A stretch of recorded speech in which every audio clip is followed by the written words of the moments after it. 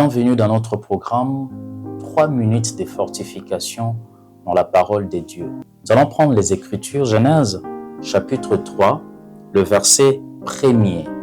La Bible dit « Le serpent était le plus rusé de tous les animaux de champ que l'Éternel Dieu avait fait. Il dit à la femme, Dieu a-t-il réellement dit? Dieu a-t-il réellement dit ?» C'est ce qui vient lorsque on ne lit pas la parole de Dieu. C'est ce qui vient lorsque on ne regarde pas la parole de Dieu. C'est ce qui vient lorsqu'on ne médite pas les Écritures. Le diable cherchera à venir nous mettre de doutes sur ce qui est écrit. Bien-aimé, celui qui reçoit beaucoup de coups du diable, c'est généralement celui qui ne connaît pas la parole de Dieu. Ou bien sûr, celui qui ne lit pas. Je dirais même, celui qui ne médite pas la parole de Dieu.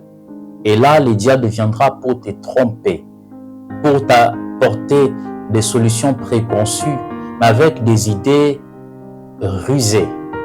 C'est ainsi que le Seigneur va dire à Josué, dans Josué chapitre 1er, verset 8, que ces livres de la loi ne s'éloignent point de ta bouche. Remarquez, la Bible ne dit pas ne s'éloigne pas, mais ne s'éloigne point.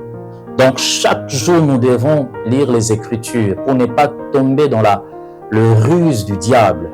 Chaque jour, nous devons méditer. Nous devons connaître la Bible. Nous devons connaître ce que le Seigneur est en train de dire dans sa parole. Vous savez, il est important parce que dans ces siècles, nous voyons tout. Dans les réseaux sociaux, à la télé, on nous pompe même des choses que nous ne considérons pas, nous n'aimons pas. Des choses que nous n'avons même pas demandées. Alors, ça peut se constituer en piège, toutes ces choses-là.